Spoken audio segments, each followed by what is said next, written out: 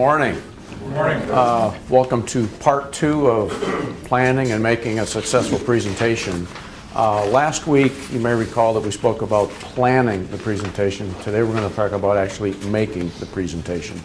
But before we do that, just a very brief recap of where we were last week. Once again, we talked about what you need to do before you actually show up here. The first thing you need to do, or one of the first things you need to do, is determine how much time do you have available to you. Is it an hour? Is it an hour and 15 minutes? Is it an hour and a half? Once you decide how much time you have, then you need to actually work through your presentation to determine how long is it. Do you need to add some things to stretch it out? Do you need to take some things out to perhaps shorten it up? And that's really only something that you can determine. You need to decide what equipment you need, what materials you need, where you're going to get it, what the club's going to provide, what you're going to provide. And once again, these are things that you do before you even show up. Then you need to actually develop the presentation. What are you going to be doing once you get up here? And that probably starts with a high-level overview as to what processes you're going to follow. Are you going to be cutting wood? Are you going to be sanding wood, shaping wood, finishing wood? And once again, that may kind of fall back into how much time you have allotted. Once you've got your high-level processes, what are the individual project steps? What's step A, step B, step C, and how should they be sequenced?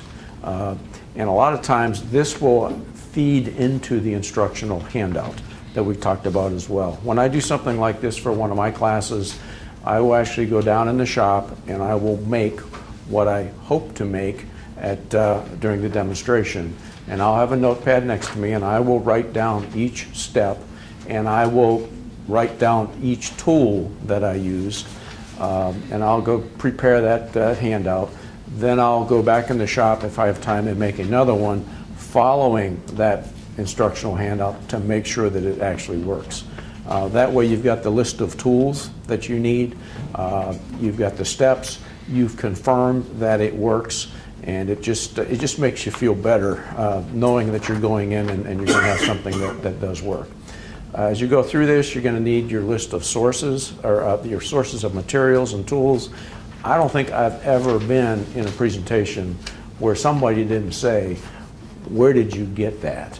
How much did that cost? So be prepared for those kinds of questions. And if you got something in your shop and you don't know where you got it, it's kind of like, I have no idea. I've had this a long time and I really don't know. One thing that I don't think we talked about, but you should be aware of, and that's the need to have a plan B. For example, if you're turning a little box, what could possibly go wrong during your presentation? You got to think this through. Maybe it's a bandsaw box. What could possibly go wrong? Well, with a turned object, you may put the piece of wood on the lathe and put the gouge to it, and all of a sudden it just falls apart. It's got a horrendous crack through the middle or a ring check, and it's not turnable wood. Most turners I know have a second piece of wood in the car, a third piece of wood in the car, just in case that doesn't work.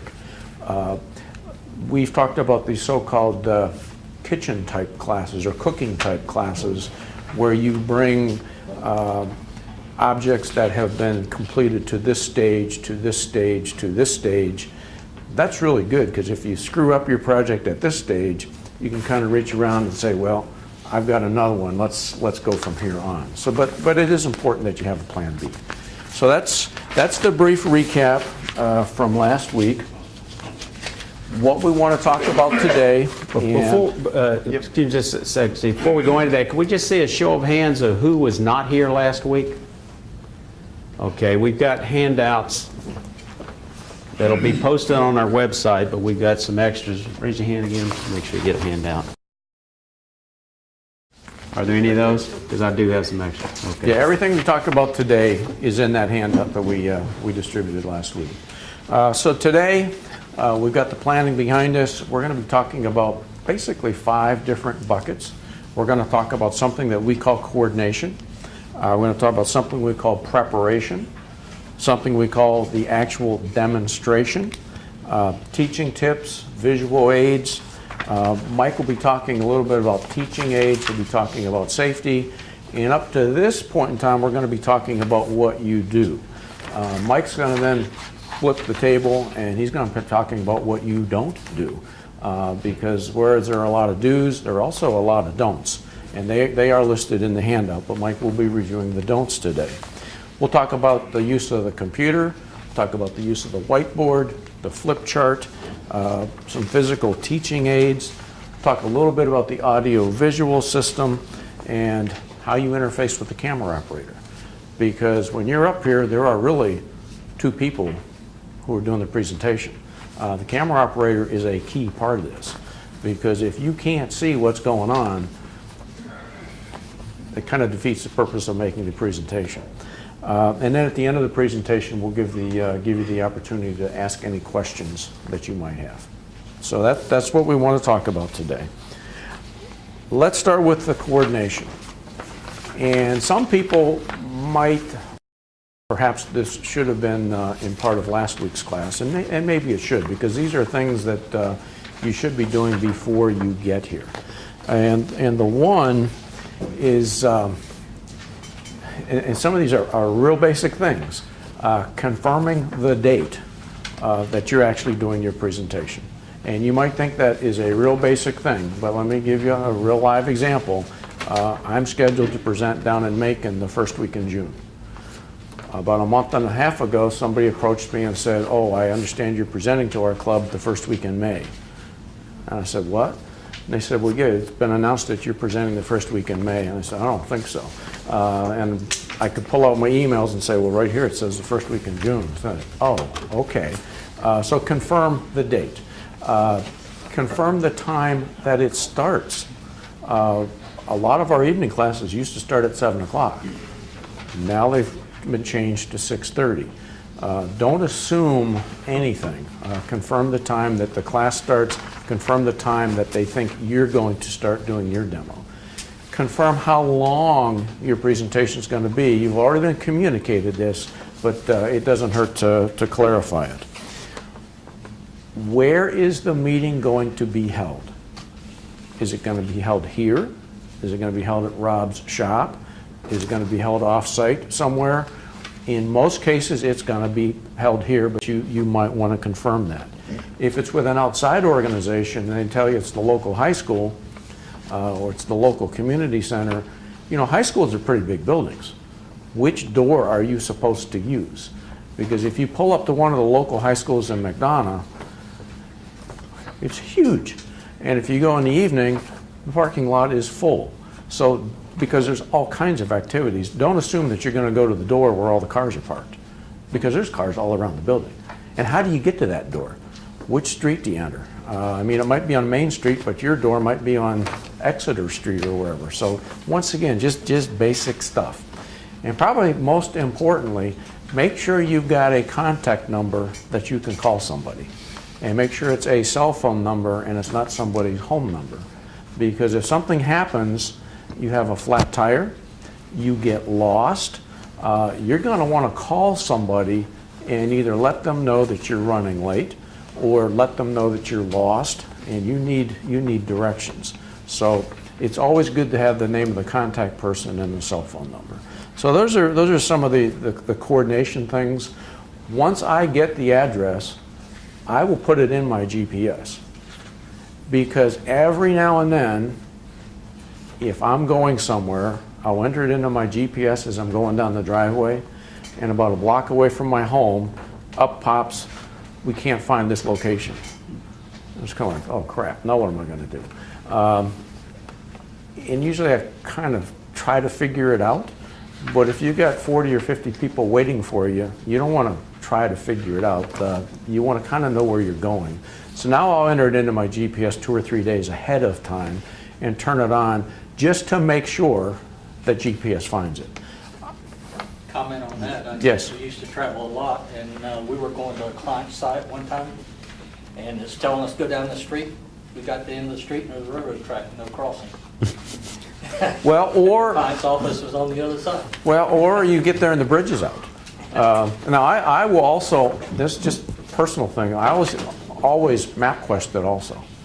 And it may be wearing, you know, the belt and the suspenders all at the same time, but I want to make sure I've got a plan B in case GPS doesn't get me It there. was MapQuest, by the way.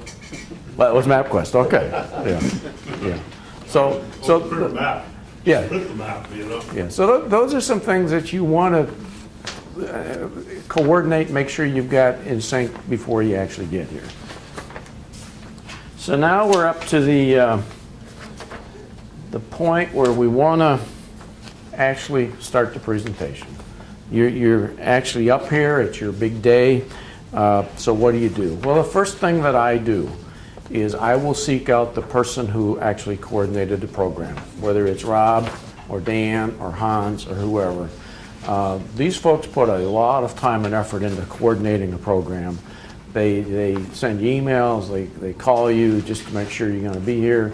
But I will tell you, having been a program coordinator, you always, in the back of your mind, have this nagging concern that the person isn't going to show up for some reason. And every program coordinator I've ever known, they always breathe a sigh of relief when they see that person in the building.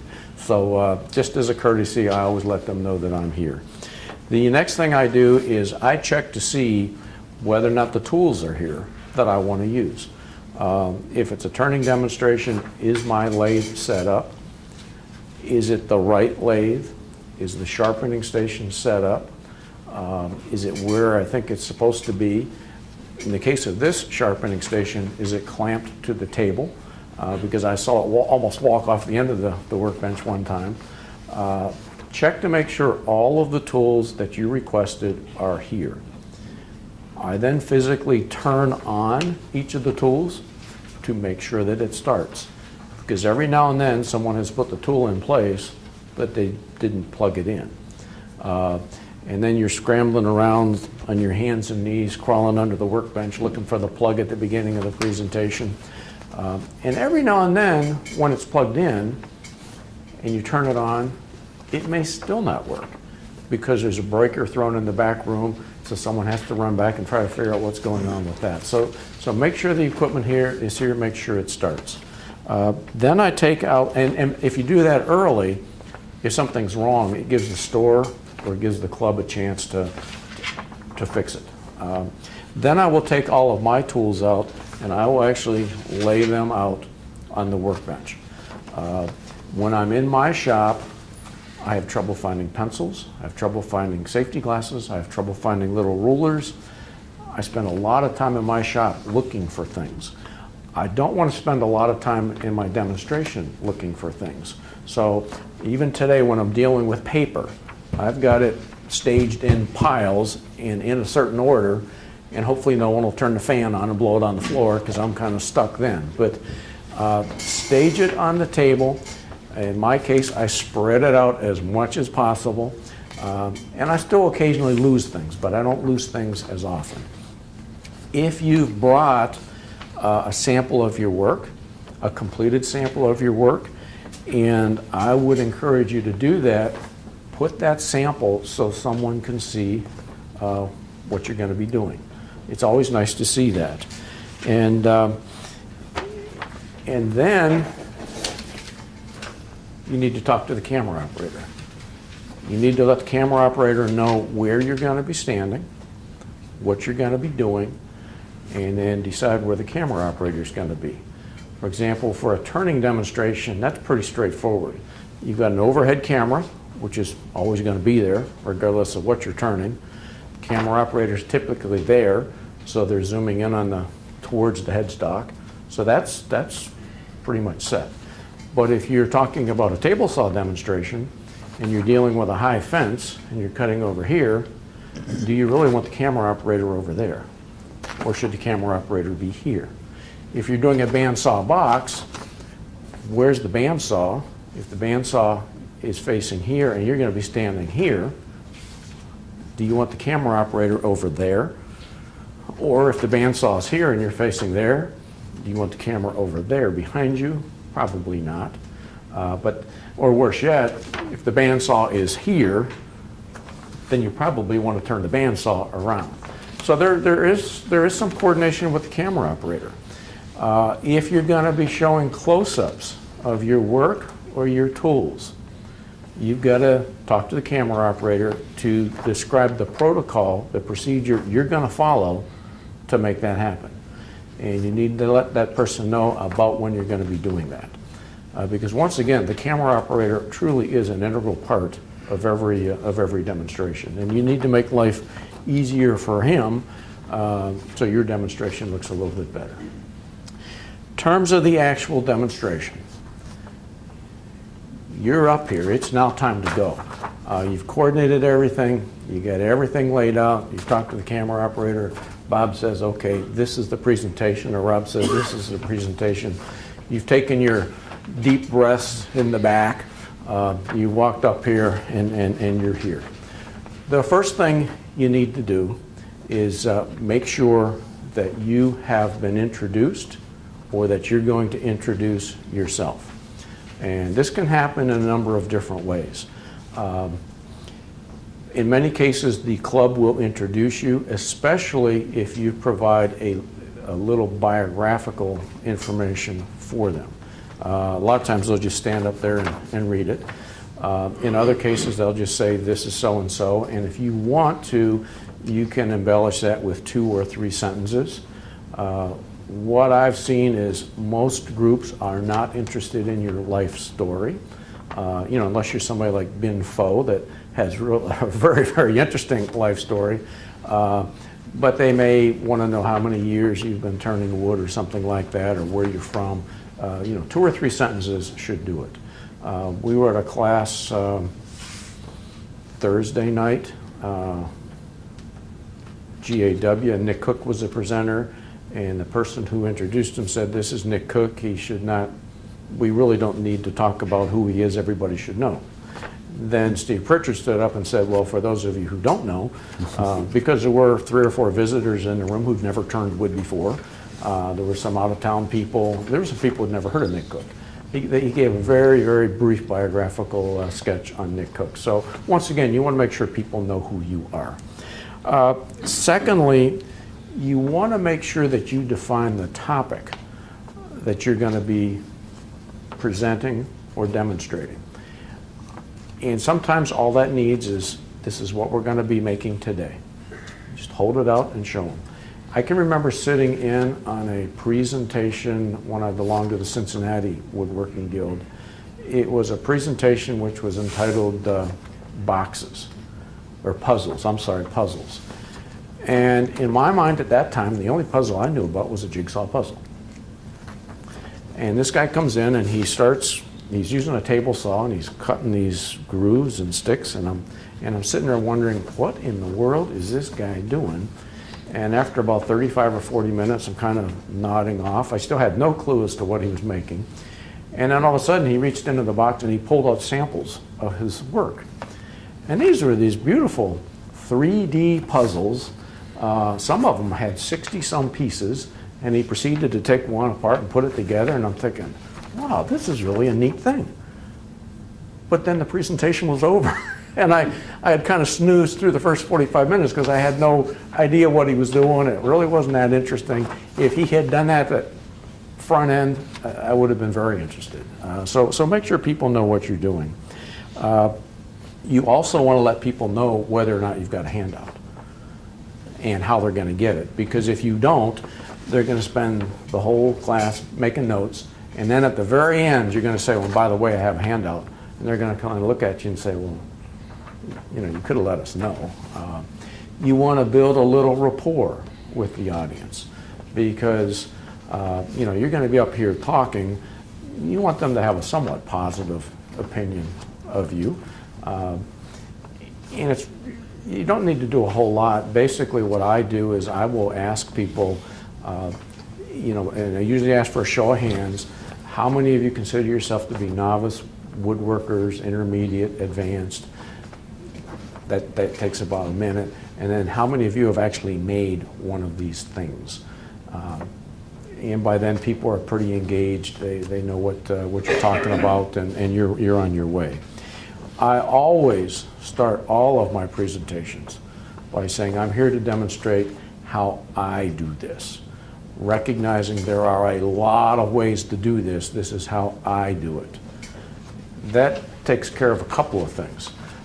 Number one, there are always people out there who do it a different way. And if you don't kind of describe this, you'll get all kinds of comments. Well, have you ever done this? Have you ever done that? Have you ever done this?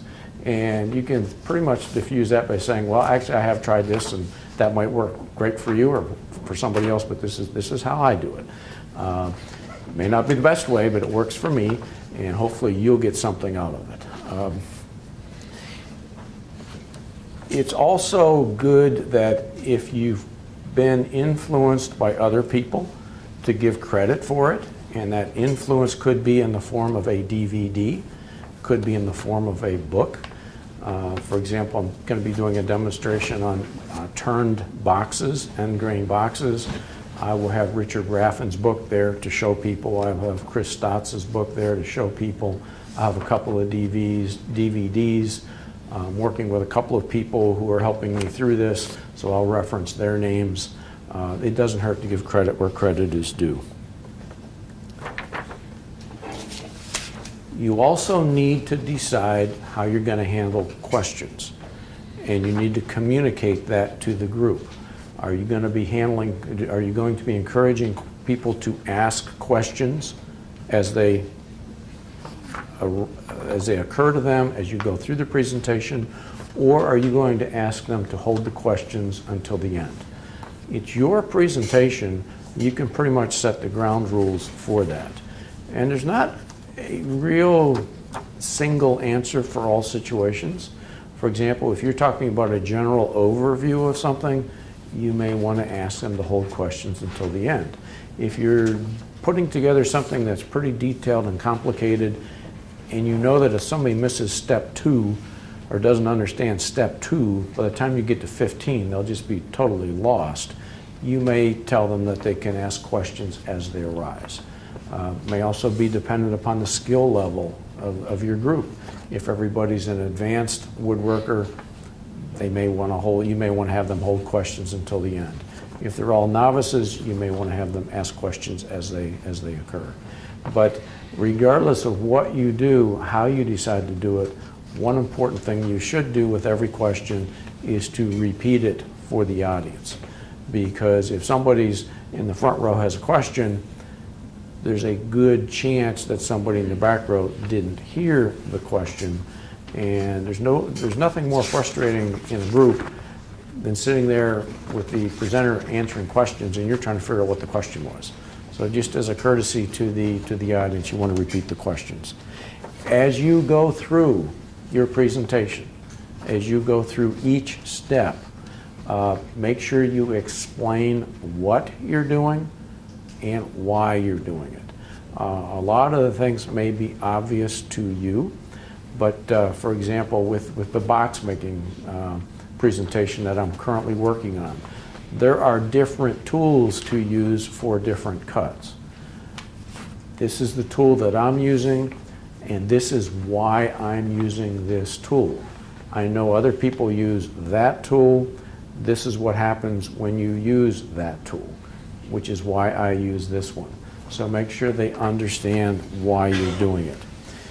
When you're speaking to a group, make sure you're speaking to them and not looking at the ceiling or looking at the whiteboard or whatever. You're speaking to the group.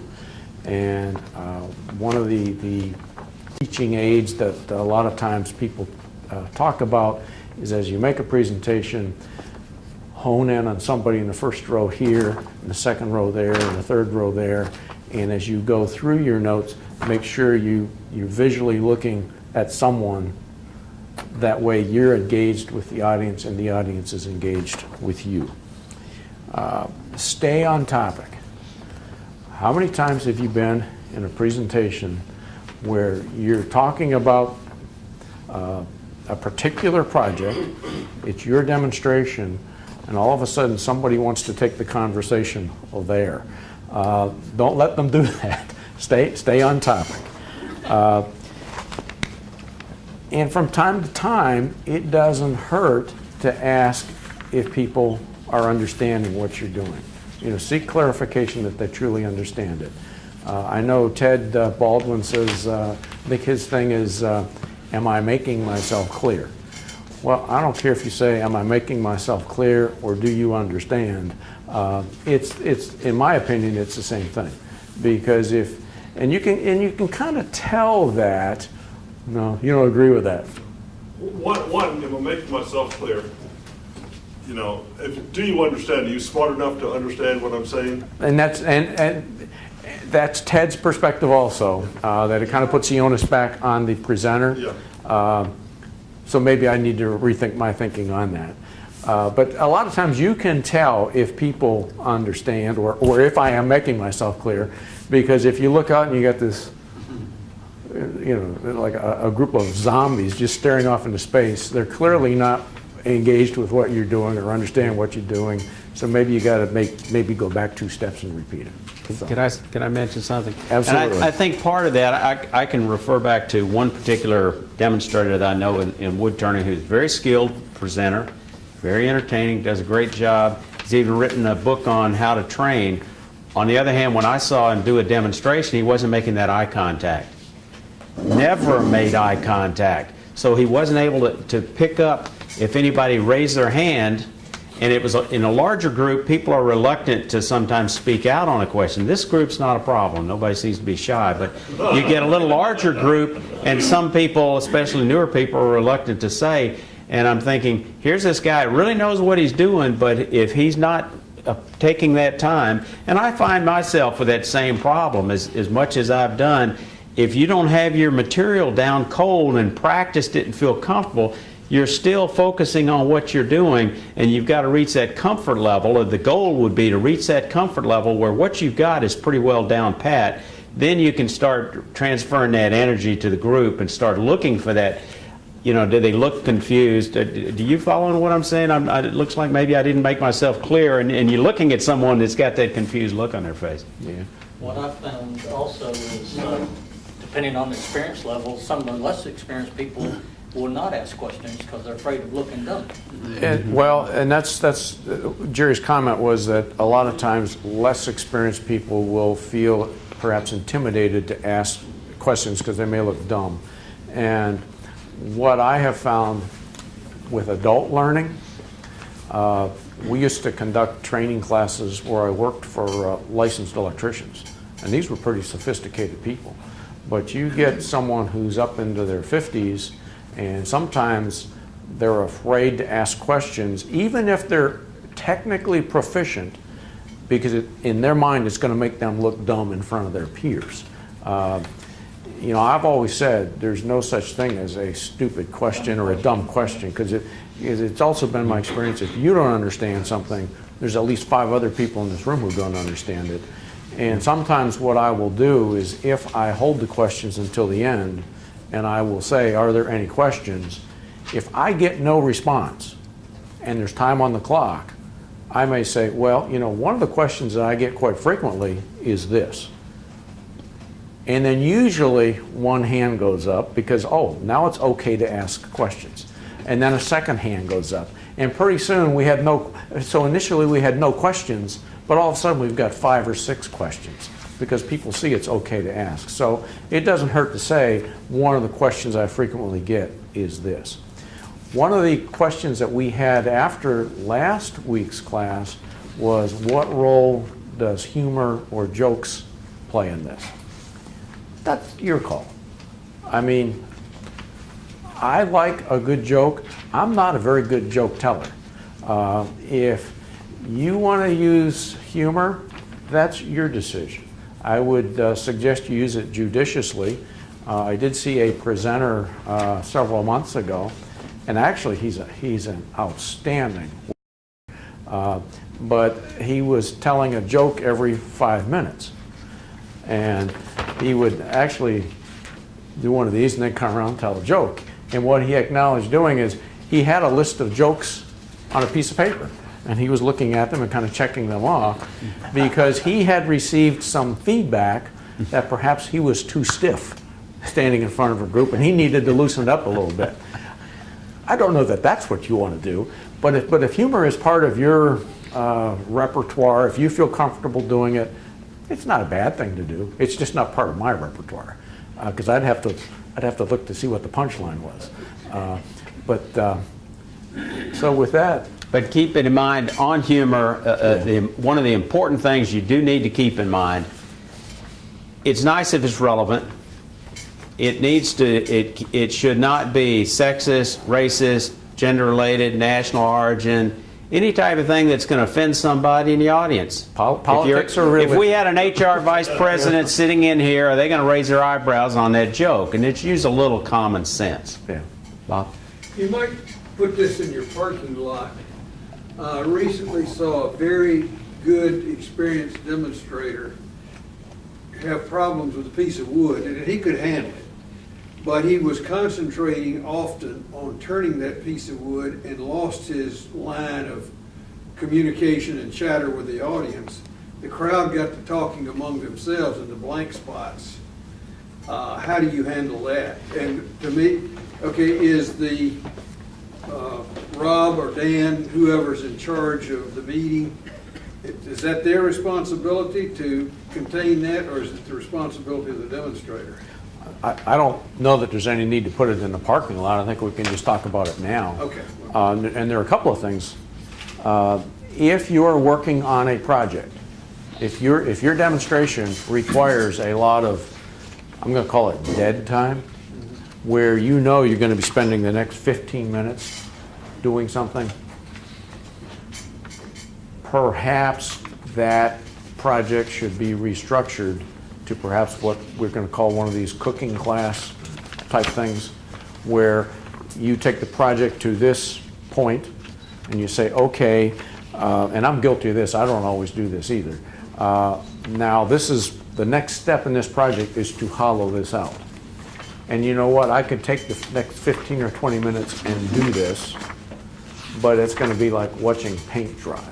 It's going to be very, very boring. So what I've done is I'm going to show you the tool. We're going to spend 2 minutes doing this, and then I'm going to take this off the lathe, and I'm going to bring this one out that I've already hollowed, and then we'll move on to the next step. That not only eliminates that dead spot, but it also prevents that hollow form from blowing up, because you've already done the hard part at home. And that's, so there's really a benefit to you to doing that. So I think you can perhaps, as you sequence your steps, look to see if you have steps like that, and maybe try to eliminate them. The other issue, and you see that in some clubs, I perhaps see it more in this club than I see it in other clubs, where all of a sudden you got 2 or 3 people talking. I'll look at Tom. You got 2 or 3 people talking back there, and I know Tom's not guilty because he's a guest. He doesn't come to the club, and that's very distracting. And that sometimes is handled in a couple of different ways. A lot of times, and I think I've actually heard Dick turn around and say, "Hey, we're trying to hear up here." There's nothing wrong with anybody here saying that, but it's not normally the presenter's job to police the audience. I would say it's probably the program's chair's responsibility to do that. If things start to get out of hand, I will see people stand up. I'll see the president or the program chair stand up and say, "Hey, wait a minute, let's keep it down. We got so-and-so up here." Steve, what about someplace like Campbell where you've got 10 students and you don't have program chairman? You are really it. Normally, well, I've only been to Campbell once. And that's because I won a scholarship. But normally, if you got somebody paying $1,000 to go to something like that, they're not going to be off in the corner chit-chatting amongst themselves. Or if they do, and they're only hurting themselves. But quite often you'll have somebody that thinks they know more than everybody else. And they are helping, quote unquote, the person next to them.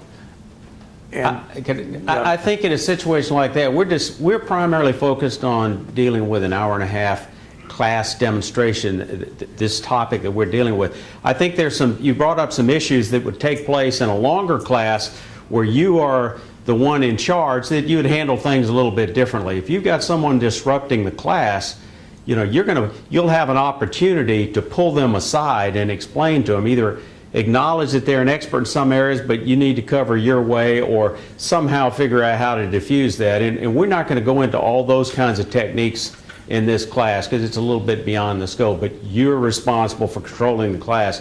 Make sure that you're getting it across to everybody. Okay. I think that would be a good spot for the presenter to look at the ones that are talking to each other and say, do you have a question concerning this? Well, and sometimes I will do that, and that's a great point. The comment was sometimes if Marcus is talking with the person next to him, sometimes what I will do is I will stand here and I'll look at Marcus, and pretty soon everybody sees me looking at Marcus, and pretty soon Marcus sees me looking at Marcus, and it's kind of like, oh, he's looking at me. And usually sometimes that stops the conversation.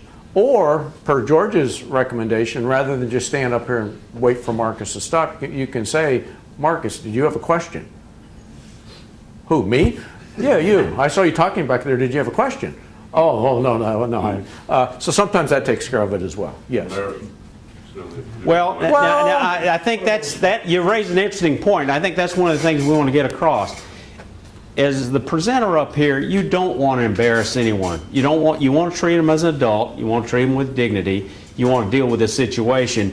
If it's up again to probably one of the officers to deal with a bad situation, that would be the last resort. Because if you're not careful, you can carry it a step too far, and then the audience shifts on you, and all of a sudden, you want them to be on your side. If you're too heavy-handed, it'll shift from them being on your side to, you know, if the room gets real quiet and everybody goes, ooh, then maybe you've gone too far. How do you know these things? Well,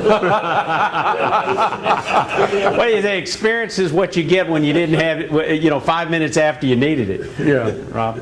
It depends on who's up there. When I've been up there before, with all the people here that I know, and if somebody's out there having a conversation back, I've actually stopped the whole thing and told them, you know, that we're recording this or whatever to do that. I don't expect the presenter that's a guest presenter to do something like that, but, you know, a lot of times I've had people where I've been standing outside the room here talking to somebody and it was too loud and somebody's actually come out and told me, so it's kind of up to ourselves to police that. I resemble that remark. And I've told people before, a lot of times when I'm having a conversation, or I'm up there, or somebody else, and I'm hearing a conversation, it's not somebody new. It's people that's been here for 15 years, past president or something out there, having a conversation in the back row. I'm thinking, he ought to know better than that. And sometimes you just got to point it out because they don't realize what they're doing.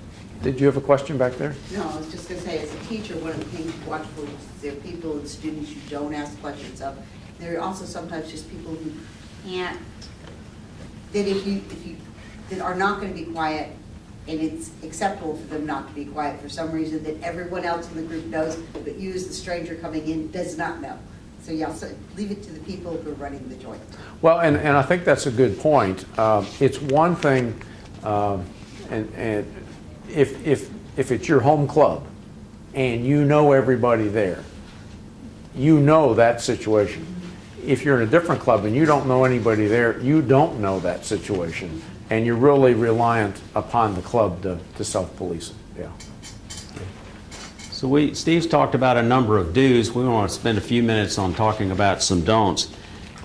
Don't talk with your back to the audience. I think Steve's mentioned that. If you watch some of these videos, it's real easy. You're walking up here and you want to keep talking.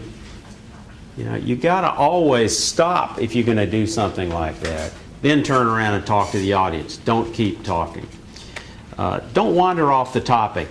And part of that goes back to don't letting questions throw you. And if you've got a question that's taking you off topic, might not take someone else off topic who's demonstrating, but if it's going to throw you off topic, recognize it, put it on the parking lot, and say, that's a great question. I think I'll cover that in the presentation. Let's put it up here, and then if I haven't covered it at the end of the presentation, let's talk about it then. So don't let them derail you. Don't let them get you wandering off topic.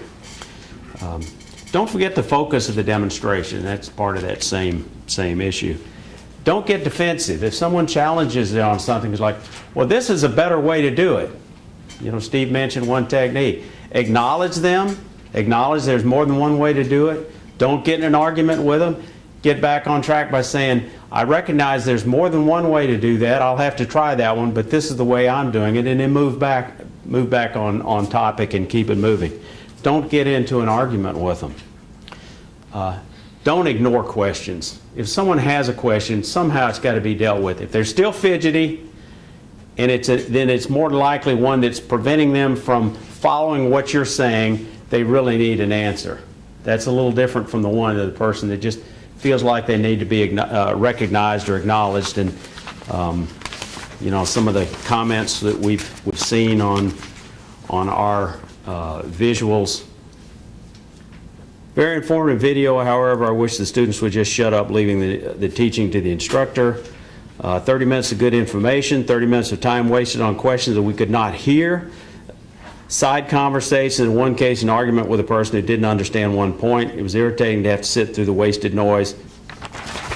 So this does occur, and we see that feedback, and sometimes this is helpful to us to see these comments on the video. Jimmy? What about, can you answer how you answer a question when you don't really know the answer and you don't have a source to refer them to? I think if you don't know the answer, you mentioned the best technique. That's a great question. I'm not as comfortable with that as somebody else, but so-and-so, you've had a lot of experience on this. Could you take a moment and answer that? If you don't have that resource, sometimes you're going to have to say, in a group like this where you're going to see them again or be back next week, that's a great question. I don't know the answer to that, but let me see what I can find out and I'll get back to you. If you're not going to get back to them, sometimes you're just going to have to say, I don't know the answer to that. It's outside the scope of this demonstration. Don't belittle the audience or any questions. I can remember one demonstrator, a very experienced wood turning demonstrator. No matter what question you asked, he tried to make it into a joke and was flippant. The second time that happened with a serious question, it starts flipping people's off switches. So you got to be careful. Be responsive to the questions and don't take all of them to the joke. A real common one in wood turning, for example, that beginners always ask, so you got to be ready to deal with if you're a turning demonstrator. Well, what speed are you turning at? And how many times have you hear somebody says, well, I don't know. My lathe doesn't have a speed on it. It's not relevant to me. I turn at whatever I'm comfortable. That's not the response they want to hear. If you really know it's somewhere around 1,000 or 1,200, tell them, I can't tell exactly, but on my lathe at home, it's about 1,000 or 1,200 because that's what my Reeves, the setting I use on my Reeves drive.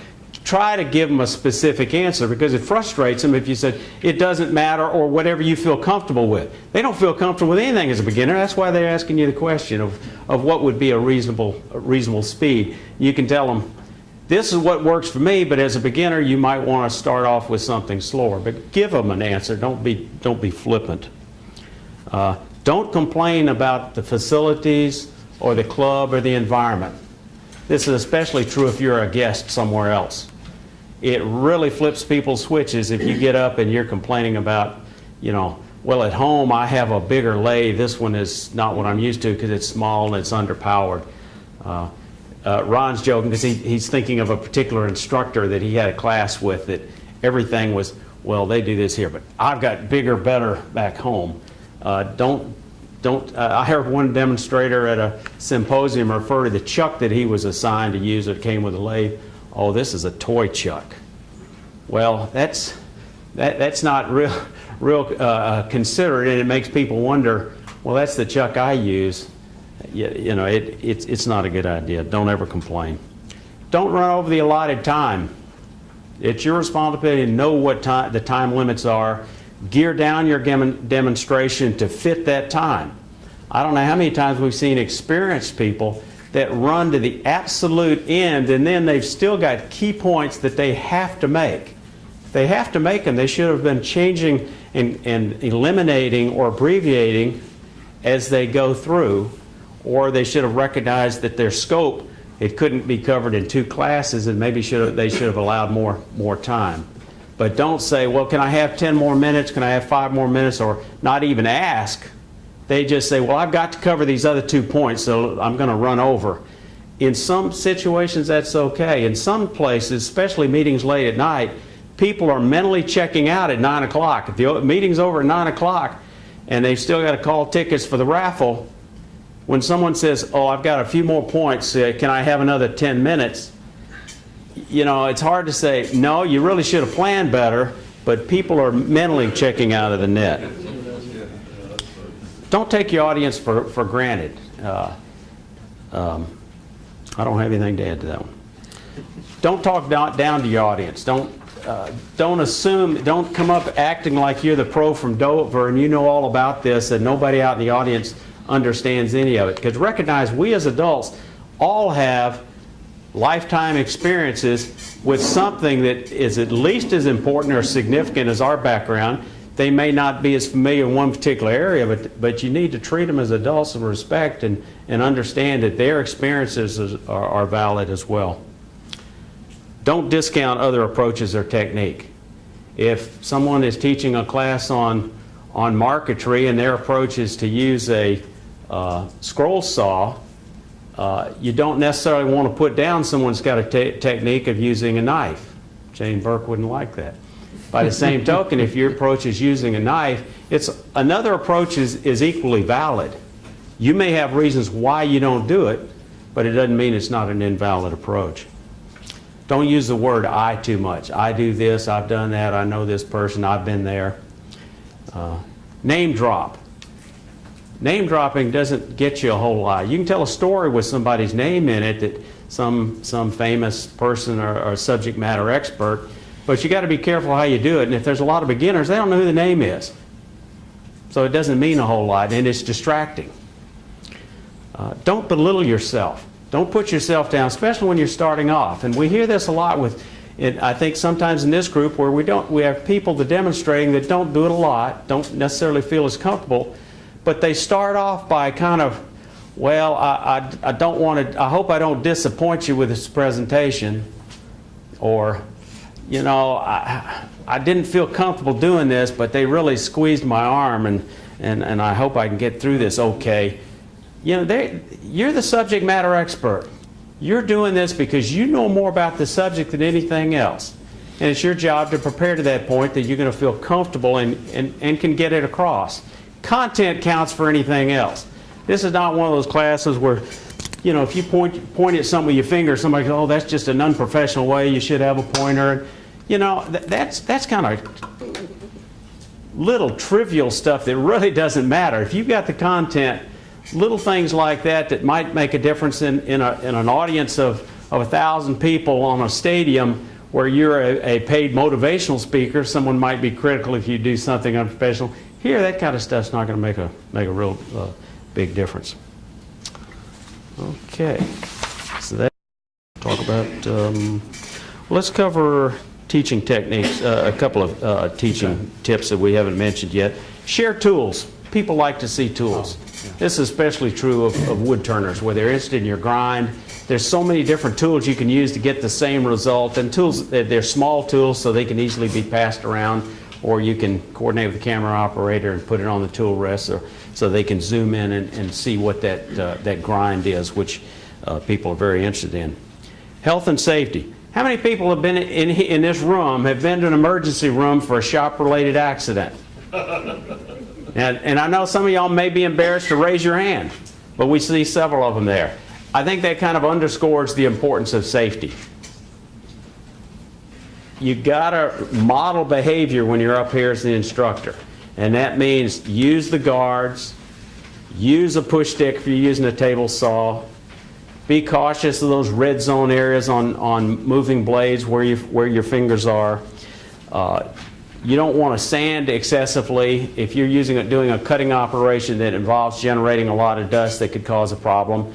You need to be aware of the impact on the audience, such as make arrangements for the dust collector. It could be a small one, and that is one of the tools that's available that's collecting dust at that point. We don't have to have this whole thing wired up to look like a shop with a 5 horsepower dust collector sucking everything out. We can bring that one dust collector in and apply it on task. Now, you've got to work around the noise and recognize you can't talk over it. do that particular operation and then shut it off. You've got to be aware of what kind of woods you might be cutting on. I've been in turning demonstrations where I've seen people literally have to get up and leave the demonstration because the particular wood that's being used was causing them problems. And generally, it was a common type of wood. And I'm not necessarily talking about cocobolo. It could be, Don's back there saying, yeah, been there, done it. It could be something as simple as cedar. Why would you want to use cedar in a turning demonstration unless it really has to be cedar when there's other woods that are less likely to cause people problem? Walnut is a problem. Camphor laurel, wonderful smell for some people. It'll run people out of the shop for others. And like I say, I've seen people, and it's because the demonstrator really didn't stop and think about what the impact of that could be. Spray paint or spray lacquer, you've got to be very careful with it because that can cause some people problems. So be aware of it, think through it, think about behavior, model the behavior, and remember what we have on our wood turning channel at the very beginning of every one of these videos. We talk about safety and put a little bit of a safety disclaimer, and then we always, the bottom of it is always remember to wear these, your safety glasses, push sticks, loose, I'm sorry, went beyond it. But anyway, we quote Norm Abram and give him credit for it. Always remember to wear these, your safety glasses, is the number one rule. Loose sleeves, be very cautious. Keep in mind that what you feel comfortable with and you think might not be a problem here, when you put it out on YouTube and you get 2,000 viewers, somebody's going to be critical. If they see me wearing a wedding ring and turning, somebody's liable to complain. So it's a hazard. So be aware of it. You may not think of it as a hazard, you might not do it, but go over the top on modeling the right behavior. Try not to have anything on there that's going to give someone an opportunity to say, I think that's an unsafe act. And there's a good chance if they think that, it really may be in the long run. Loose sleeves, tape them up, roll them up, slide them back, get them out of the way. Long hair, tie it back. There's been more than one accident where people got their long hair caught in machinery. I can know about the lanyards. Don't have my name tag on a lanyard, but I can remember demonstrating a Beal buff up here, and I was leaning over, and that lanyard with a name tag is about to bump the system, and someone had to remind me, you need to take that and flip it over your back. So be aware of those kind of behaviors and kind of think through it in your practicing. And as my old drill sergeant used to say, train the way you're going to fight. That means when you're at home practicing, you've got to try to replicate those conditions that you're going to have here as much as possible to make sure you've got those safety behaviors correct. Use of notes. Not a problem with using notes. You don't have to have everything memorized. Ideally, you should get to a point where hopefully bullet notes will take care of it, but there's nothing wrong with taking notes. Just make sure they're effective, that you can follow them and not set them down if you're wandering around a presentation. Set them down in one place and then go to look for them where you need them, and they're on the other side of the room. I do have a comment about that. Okay, Jerry. Keep those relatively organized and brief, because if you put too much detail on your notes, you won't be able to stand You won't be there able to find them. and read it. Yeah. And for the couple of y'all that weren't here last week, I'll pass around a couple of samples of some notes or types of approaches that I've used in the past for demonstrations here. Whatever works for you, but bullet points are very important because you'll know all that little detail. And if it's something that's obvious, somebody will frequently ask a question on it. Okay, Steve, audiovisual. Talk a little bit about the use of computers. As you plan your presentation, you may decide that a computer would be a nice tool to use. It may be in the form of a PowerPoint presentation. Mike and I had briefly discussed using a PowerPoint presentation for this one, and we decided against it, but I've used PowerPoint before. I've seen people use very short YouTube videos. I think Mickey even has a presentation that's a PowerPoint presentation with little videos embedded in it, which I thought was kind of neat. It's the first and only time I've ever seen that, but that was pretty good. If you have the capability to do that, that's great. I mean, if you have the technical capability to do that.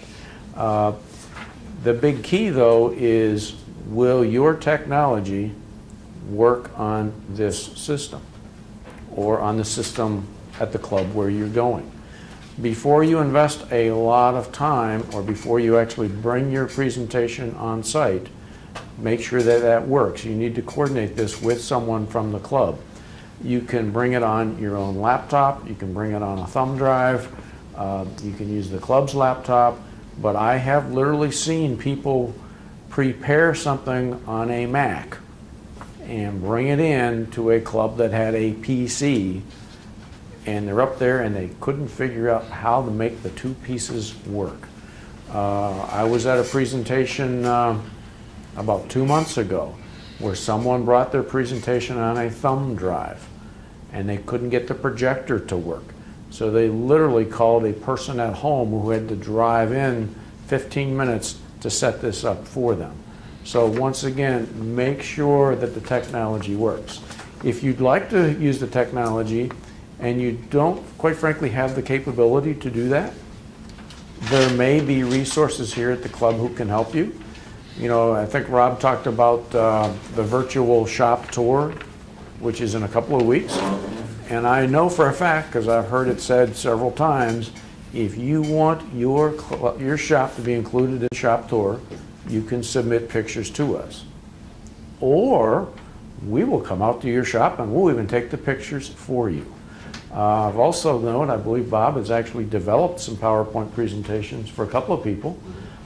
So if you think you'd like to use some of that technology, and it doesn't have to be the complete class, it could be just 3 or 4 pictures. You know, they say a picture's worth 1,000 words.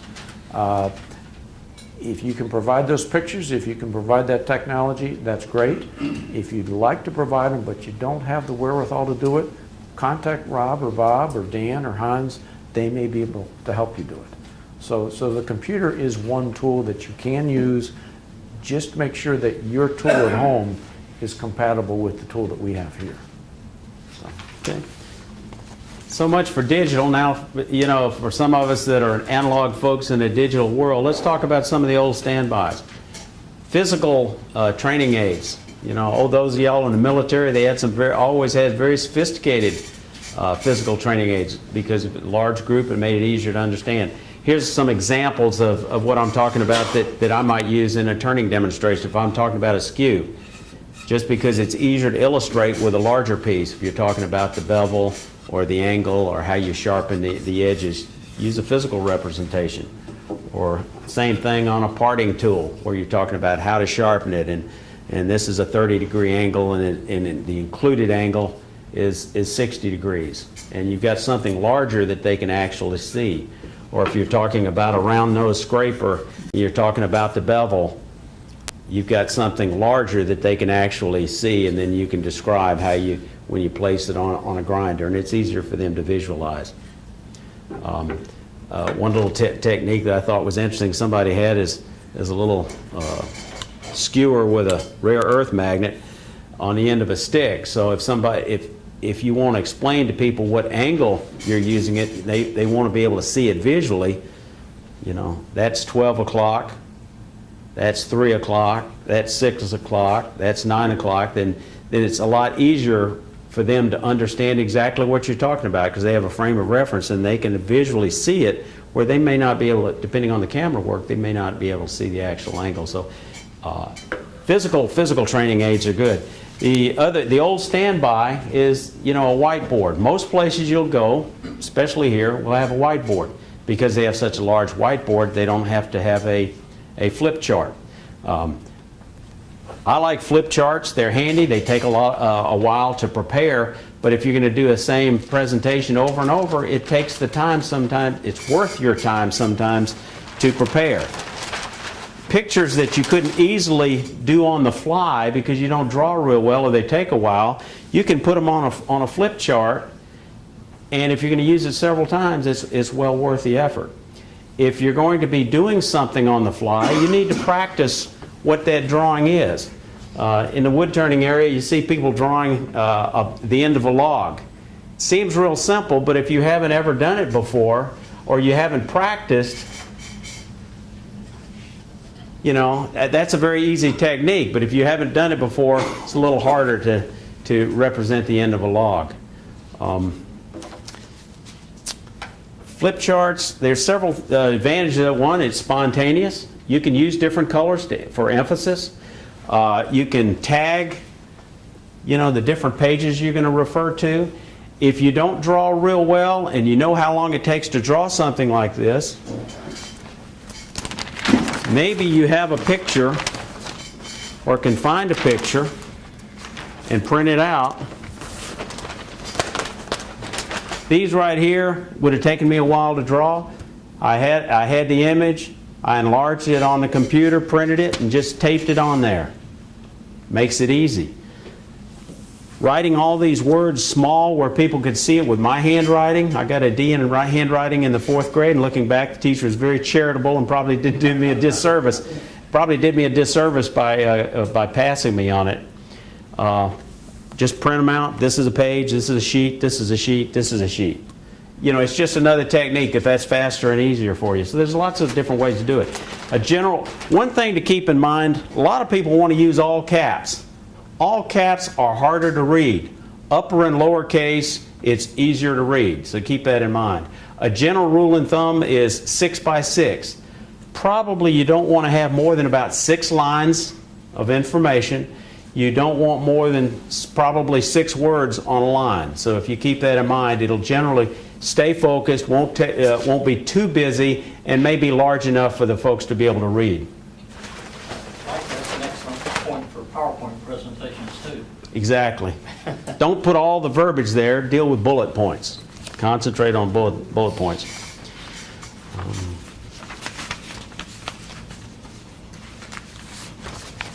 Colors.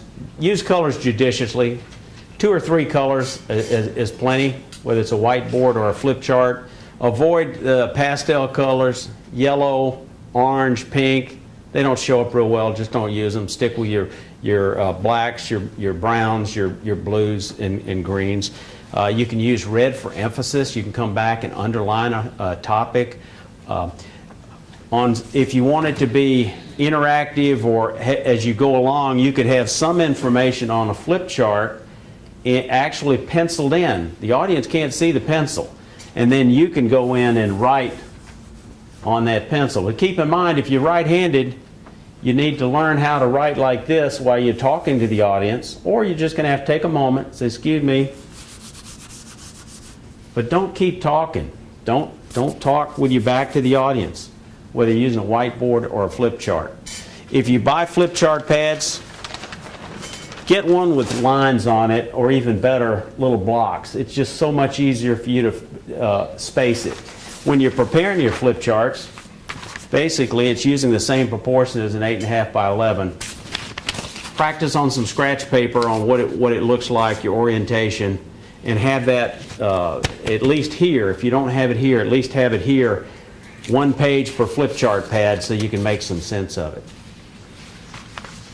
Learning styles, real briefly. Adults, everybody has a different learning style. It's not right or wrong, but you got to recognize you need to hit people different ways so you can get the whole audience. And that's why some people that are visual, sometimes physical representation works. For other people that are auditory, explaining it, just having them listen to it works. How many of y'all when you get a brand new tool, you just want to plug that sucker in and say, let's make this baby hum and see how it works? Y'all are probably kinesthetic or tactile learners. How many of y'all like to get that manual and you want to read it from cover to cover and look at the illustrations and the diagrams? Then y'all are probably visual learners. And it doesn't have anything to do with what sex you are or whether you're fast or slow or anything. It's just your learning style. But you got to recognize there are different learning styles, so you want to try to engage as many senses in the audience as possible, recognizing that different learning styles work. Yeah, one thing I've seen with the learning styles that I see, there's the top-down learner and the bottom-up learner, where somebody wants to get the big picture, get an overview firsthand before you start dealing with the detail. A memory map. Yeah, and there's others who they don't get that the big picture means nothing. They just want to take each of the building blocks and build up to the top, and it makes a very real difference. Yeah. It's how you approach training these people that way. Exactly. I was in a train-the-trainer with one employer, and we took one of these grid surveys. How many of y'all had to do something about your learning style, your teaching style, your management style, your leadership style, and it's usually a grid. We took this little style, and there were 4 different styles, and you had a primary, this instrument identified your primary learning style, and it also identified your secondary learning style. And the lady that was the trainer, she played a little game with us. After we did that, she said, okay, everybody's learning style A, go in the back corner. Everybody's learning style B, go in the corner over to the right. Everybody learning style C in this corner. Everybody learning style D in this corner. This was a group of about 12 people. I think 11 of them went to this corner. 1 of them went to that corner. And she had taken this. She went to this corner up front. 3 different styles. And then she says, okay, now switch positions with your alternate style. The group in the back, the 2 or 3 in this corner went over here. The bulk of them went back over here. She went from this corner to this corner. What it dramatically showed was her learning style was different from the target audience she dealt with, a bunch of consultants that are like, driving on, let's get on with it. So when she started a class and she'd want to play these games about, if you were an animal, what kind of animal would you be? If you were a color, what color would you be? Trying to engage the audience. Everybody's just like, let's just get this over with and get on to it. We got, we got billable hours we got to deal with. So you got to recognize different people, different styles. Try to work as many approaches to cover all those. Camera operator. I want to talk briefly about a microphone. There's not a whole lot I can say other than you need to feel comfortable with it. If you've never used one before, there's ones that wear on your head. Make sure you get it mounted properly if it goes over your head, so it'll the boom will be in the appropriate place to pick it up. If it's a lavalier mic, don't cover it up with something. Get comfortable of where the receiver is going to be so you don't knock it loose. This was on my back, hanging off my back pocket, and it knocked loose.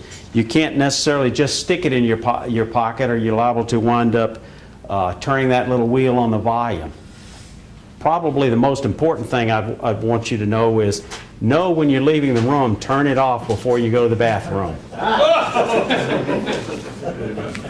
Well, you may laugh about that, but experience is what you get 5 minutes after you needed it. Now this was not my experience, but when I was still working, every year we used to have someone from the United Way come in, and we would bring all the employees into the cafeteria, and the person from the United Way would make their presentation, and everybody would go back to work.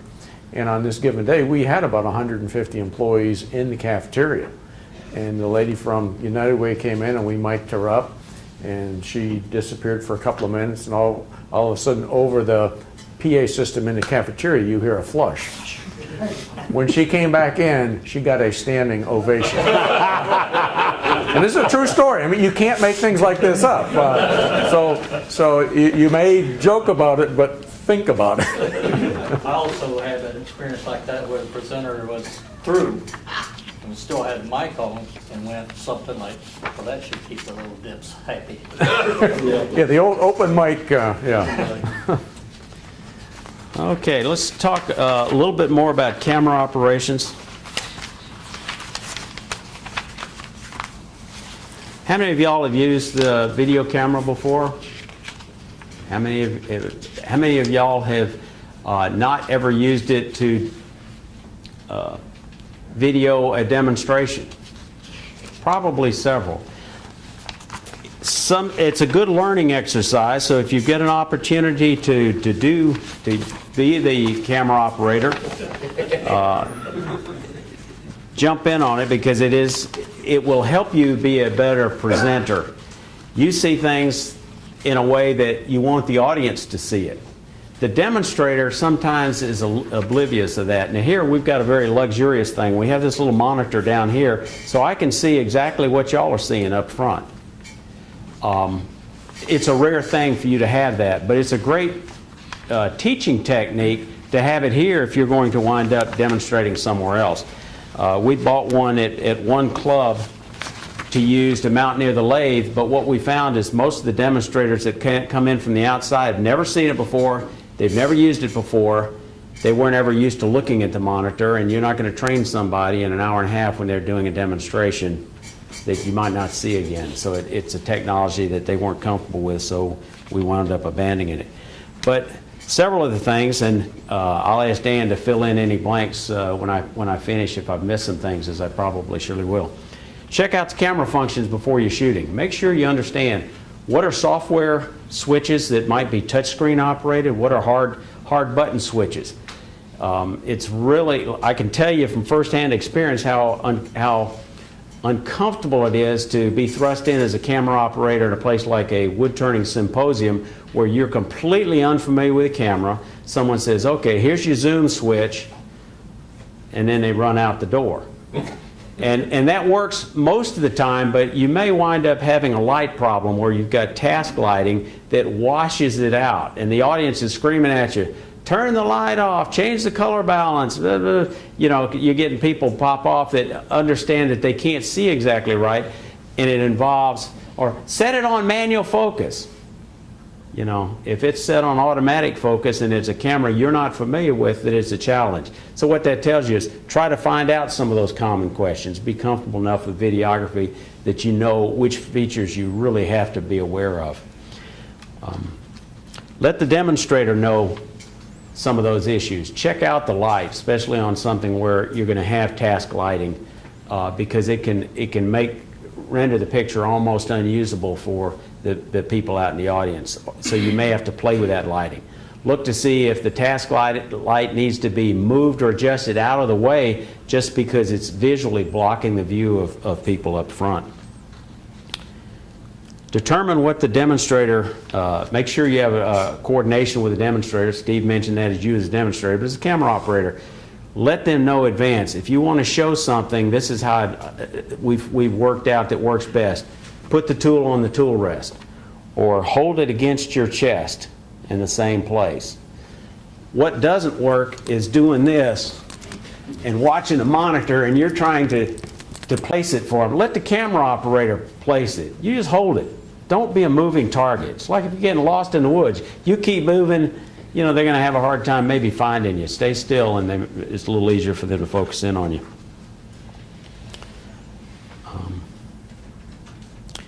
Talk about with the demonstrator up front about some of those different sequences where one operation will be done here on this tool, one operation will be done there, so they can so you can kind of coordinate and you can think in your mind as the camera operator where's the best place to be, and if you're not sure, get their help.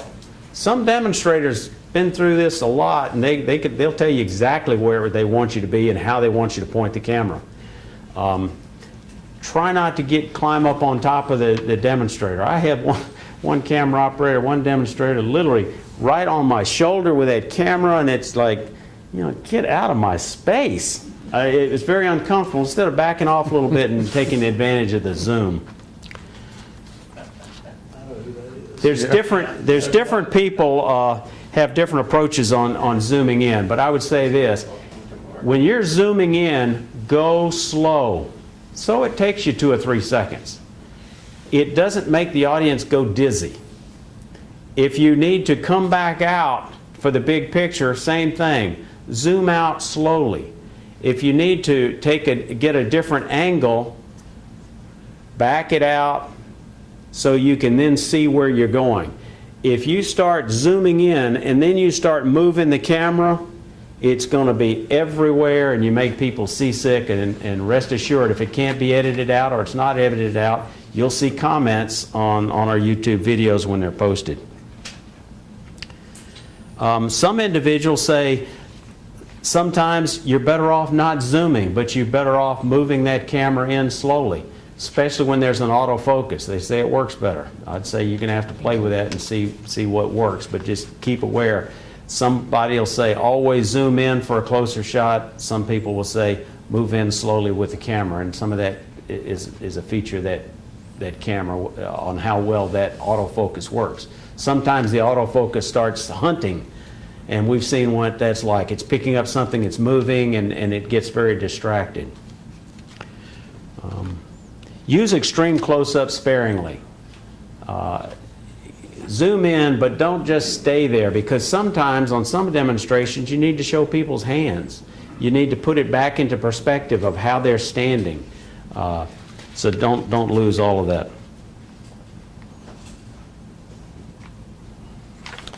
Don't get so engrossed in what the demonstrator's doing that you forget about the camera.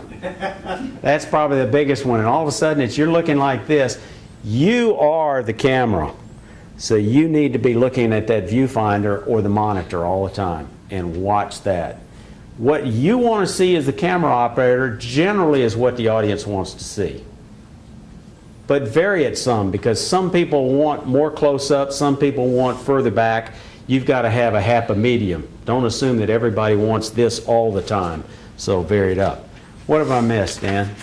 Well, you need to make sure the card is then formatted before you start. And don't forget to press the record button. The two most important things. Okay. Don't ask how he knows that. All right, we're coming close to the close. There's a couple of things we want to talk briefly about, and one I think is team teaching. Yeah, Mike and I briefly discussed this this week. There may be people in here who would like to put their toe in the water and perhaps try to do one of these, but they may not feel totally comfortable doing it by themselves. There's nothing to preclude you from finding someone else and doing a team teaching like this. There may be some of you who are you feel more comfortable doing the talking part of it, the presentation part, but you may feel that your skills are just not to the point where you're comfortable getting in front of a group. You may be really concerned about blowing up that hollow form, and that's keeping you from doing this. So if you're interested in either doing the technical part of a demo or the communication part of the demo, and you can find someone who can fill in the other piece of that, there's nothing to prevent two people from doing this. It doesn't have to be a one-person presentation. Could be three people. So once again, that might be a way to ease yourself into something like this. Any questions before we go into a quick summary? I just had a thought of what you just said, you know. One of the things that keeps me from doing is, I don't know, instead of have something that would fill an hour and a half, that maybe we should set up something within the club to say, well, I've got a half-hour demonstration I might be able to do, register that with Bob or somebody, and then so that somebody else that has another half hour or an hour presentation, that you could do two different topics, you know, to fill the time. And let me comment on that. I think that's a great idea, because there are some topics that, quite frankly, just don't take an hour and a half. Even if it's a new tool that you've purchased that you think is really a pretty neat thing that you'd like to share with the group, it may only take 15 minutes. But it may be a very, very interesting, valuable 15 minutes for the group. Let Rob know, let Bob know, let Dan know. We could probably fit you in. But the message to everybody else is that's one of the reasons you call ahead of time, to make sure that you know how much time is allotted to you. Because if you suddenly show up and find out that there's the business part of the meeting, and now there's this 15 or 20 vignette in front of you, and you were expecting to get the full hour and a half, and now you're down to an hour and 10 minutes, it's kind of like, okay, what do I do now? So just make sure that, once again, you've called ahead of time to know what time is allotted to you, or better yet, let them know what time you need. Because sometimes a person may say, well, you know, I could do this, but I really need a full hour and 45 minutes. So, and in some cases, I've known clubs that have said, okay, next week's going to be a full 2-hour presentation, we're not going to have a show and tell. Or we're not going to have a business portion because this presenter needs this full time block. So that's a good idea. You can do that. I'd like to comment on the team concept just briefly. One of the first programs that I was involved with a number of years ago was a two-person with Rob and I. He commented on pins and I commented on turning bowls, and that was an easy way for me to get started in doing the presentation. I didn't have to shoulder the whole load, and quite frankly, it was one of my first ones, and it was helpful for it to be that way for me. Well, and I'll tell you another thing that's helpful is while Mike is talking, I can sit on the stool here and kind of rest. Because when you stand up here for an hour and a half by yourself, believe it or not, it gets kind of tiring after a while. Yeah. Especially if you've been doing lawn work the day before and your back is sore anyway. It's nice to have a second person.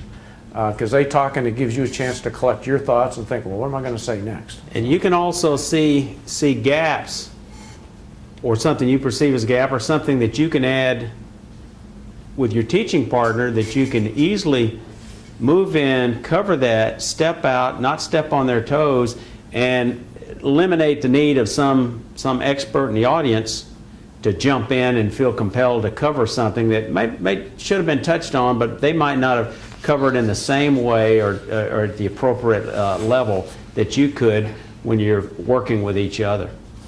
Jared? I just had a comment about teaming with other people, and I've had this happen to me. That requires even more coordination. Somebody might say, I got a 30-minute demo. Next thing you know, they've used 50 minutes.